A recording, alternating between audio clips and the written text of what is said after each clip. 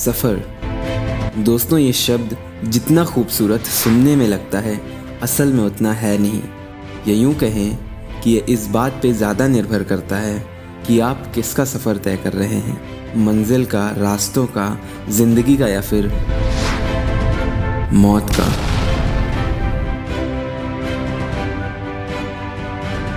दोस्तों, ये कहानी भी एक ऐसे ही सफ़र की है। एक ऐसा सफ़र जो शुरू तो हुआ मगर ख़त्म होते होते 66 लोगों की जानें ले गया। एक ऐसा सफ़र जिसने इनका सब कुछ इनसे छीन लिया। ये कहानी है उन 66 लोगों के परिवारों की, जिसमें से कुछ अपनों की राह देख रहे थे तो कुछ अपनों को आखिरी बार देख रहे थे। ये कहानी है उन 2 मासूमों की जो अभी अभी इस दुनिया में आए थे। इनकी ज़िंदगी का सफ़र शुरू होने से पहले ही मौत का सफ़र शुरू हो गया। ये एक ऐसा सफ़र था जिसकी मंजिल सिर्फ़ और सिर्फ मौत थी। दोस्तों, ये कहानी है इजिप्शियन एयरलाइन की फ़्लाइट 804 की।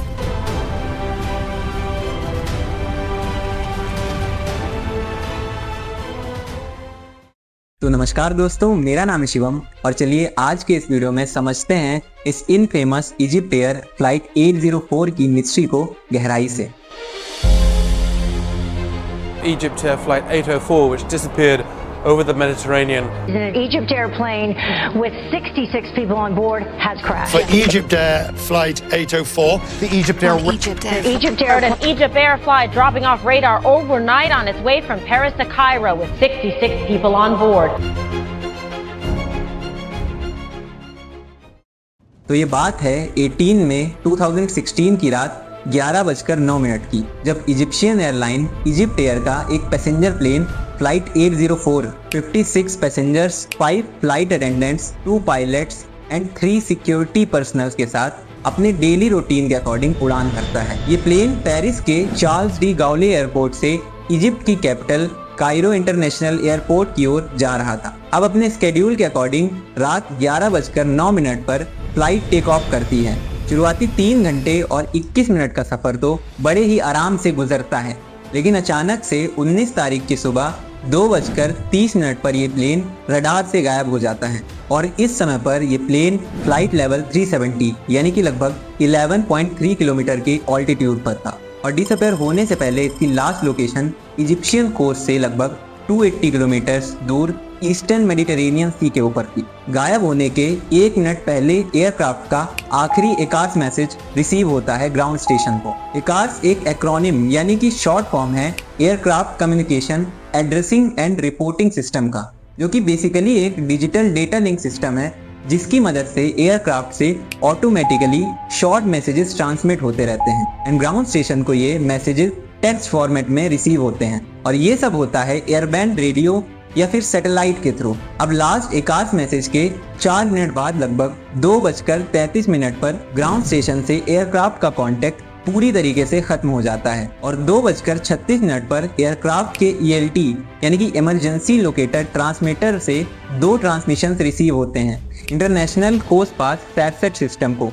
बट गाइज, ये ट्रांसमिशन मैन्युअली ऑपरेटेड नहीं थे, मतलब कि किसी भी पायलट या को पायलट ने ELT को मैन्युअली नहीं ऑपरेट किया था, बल्कि ये ऑटोमेटिकली एक्टिव हुआ था और ELT ऑटोमेटिकली तभी एक्टिव होता है जब प्लेन के एक्सीलरोमीटर्स एक स्ट्रॉन्ग इम्पैक्ट ऑब्जर्व करते हैं। इसका मतलब था गाइज कि प्लेन किसी चीज से टकराकर क्रैश हो चुका है और उस समय क्योंकि वो मेडिटेरेनियन सी के ऊपर था तो मोस्ट लाइकली वो समंदर से टकरा कर ही क्रैश हुआ होगा और बाद में डेटा को इंटरप्रेट करके ये पता चला कि एग्जैक्टली यही हुआ था। According to Greek military data, flight 804 last के कुछ मिनट्स में जब फ्लाइट लेवल 370 यानी कि 37,000 फीट्स की ऊंचाई पर थी, तब एक 90 डिग्री लेफ्ट टर्न लेती है एंड देन एक फुल 360 राइट टर्न लेती है और उसके बाद फिर शार्पली डिसेंड करने लगती है मेडिटेरेनियन सी की ओर एंड 10,000 फीट्स के बाद रडार कांटेक्ट टूट जाता है। अब सवाल यहाँ पर ये आता है कि इस फ्लाइट 804 के साथ आखिर ऐसा क्या हुआ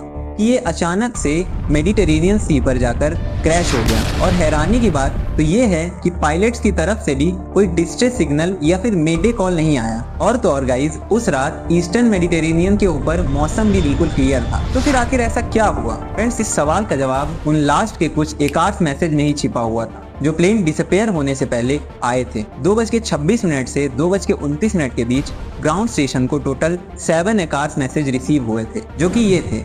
अब इसमें तीसरे और चौथे मैसेज में अगर आप गौर करेंगे तो आपको पता लग जाएगा कि एक्चुअली क्या हुआ था। यहाँ दोस्तों स्मोक यानी कि आग, यहाँ साफ साफ दिख रहा है कि फ्रंट लेबोरेटरी यानी कि जो आगे का टॉयलेट एरिया होता है और एवियोनिक बे वाला जो एरिया होता है वहां पर स्मोक डिटेक्ट हुआ था। बेसिकली एवियोनिक बे कॉकपिट के नीचे वाले इस पोर्शन को कहते हैं जहां पर काफी complex and number of electronic systems होते हैं। तो अब यहाँ से ये तो पता चल गया कि ये सब प्लेन में रैपिड फायर की वजह से हुआ। और 20 मई को ठीक एक दिन बाद इजिप्शियन नेवी एंड एयरफोर्स को फ्लाइट के डेब्रीज, लोगों के बॉडी पार्ट्स, कुछ लगेज और एयरक्राफ्ट की सीट्स क्रैश साइट पर मिलती हैं।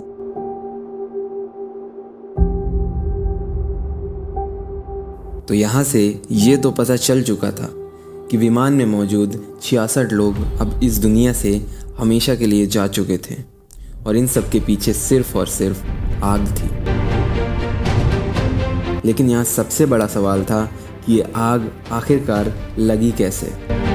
ये एक ऐसा सवाल था जिसका जवाब उस समय किसी के पास नहीं था, लेकिन जवाब जानना भी बेहद ज़रूरी था। और इसका जवाब था तो सिर्फ एक चीज़ में, फ्लाइट डेटा रिकॉर्डर, जो कि उस समय मलबे के साथ समंदर की गहराइयों में कहीं दफन था। तो अब जोरों शोरों से सर्च ऑपरेशन स्टार्ट कर दिए जाते हैं FDR यानी कि फ्लाइट डेटा रिकॉर्डर को ढूंढने के लिए। लेकिन फ्रेंड्स, ये काम इतना आसान नहीं था। But finally after multiple operations, crash के लगभग 1 महीने बाद कॉकपिट वॉइस रिकॉर्डर यानी कि CVR and flight data recorder को रिकवर कर लिया जाता है। लेकिन फ्रेंड्स, दोनों के दोनों ही बुरी तरीके से डैमेज हो चुके थे। इसीलिए इन्हें France bureau of inquiry and analysis for civil aviation safety में भेज दिया जाता है रिपेयर करने के लिए। फाइनली 27 जून को FDR रिपेयर होकर कायरो वापस ले जाया गया और अब बारी थी FDR and cockpit voice recorder को स्टडी करने की और इनमें से काम की बातें निकालने की। लेकिन अफसोस ऐसा नहीं हो पाया।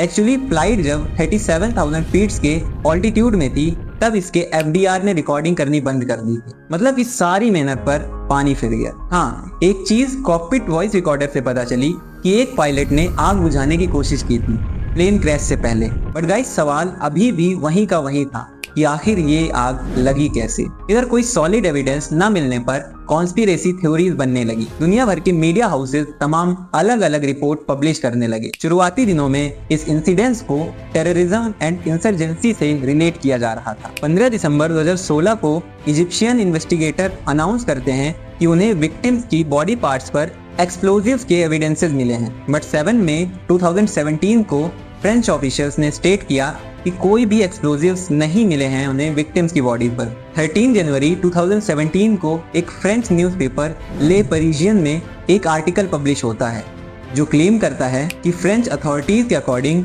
कॉकपिट फायर किसी पायलट के फोन की बैटरी के ओवरहीट होने से लगी थी। इसके बाद अप्रैल 2019 में फ्रेंच इन्वेस्टिगेटर की एक रिपोर्ट ये दावा करती है कि फ्लाइट उड़ने की कंडीशन में ही नहीं थी। रिपोर्ट के अकॉर्डिंग पिछली 4 फ्लाइट से एयरक्राफ्ट में रिकरिंग डिफेक्ट्स देखे जा रहे थे, बट क्रू के द्वारा इसे रिपोर्ट नहीं किया गया एंड एयरक्राफ्ट को प्रोसीजर के अकॉर्डिंग चेक नहीं किया गया। रिपोर्ट ये भी बताती है कि कुछ 20 visuals and audible alerts plane के ईकैम सिस्टम के द्वारा दिए गए थे फ्लाइट के एक दिन पहले, और उनमें से कुछ अलर्ट्स इलेक्ट्रिकल प्रॉब्लम को रिपोर्ट कर रहे थे that could lead to a fire, और पायलट्स ने भी सर्किट ब्रेकर्स को रीसेट करके मैसेजेस क्लियर कर दिए। बट ये क्लेम इजिप्शियन ऑफिशियल्स के द्वारा रिजेक्ट कर दिया गया और इजिप्ट एयर के CEO अहमद अदेल ने भी इस क्लेम को रिजेक्ट करते हुए इस रिपोर्ट को मिसलीडिंग बताया। इसके बाद फाइनली दिसंबर 2019 में द वॉल स्ट्रीट जर्नल के कुछ कॉन्फिडेंशियल डॉक्यूमेंट्स रिलीज होते हैं एंड अकॉर्डिंग टू दैट एक ऑक्सीजन लीक रिस्पॉन्सिबल हो सकता है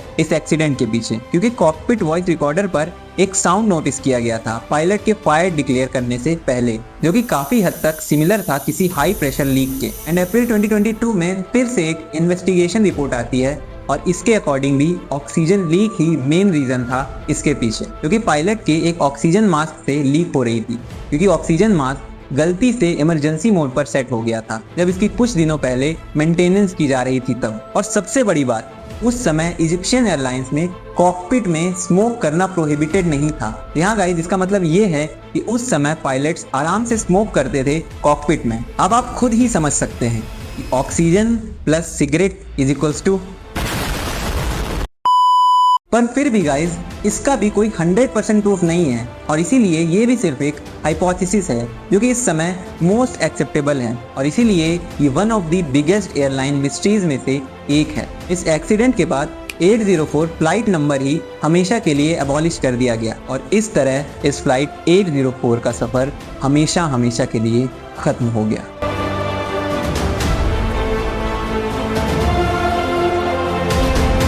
दुनिया में आए हो तो मरना तो पड़ेगा। रास्ते मुश्किल हों या आसान, गुजरना तो पड़ेगा। मंजिल दूर हो या पास, चलना तो पड़ेगा। और सफ़र पहला हो या आखिरी, निकलना तो पड़ेगा।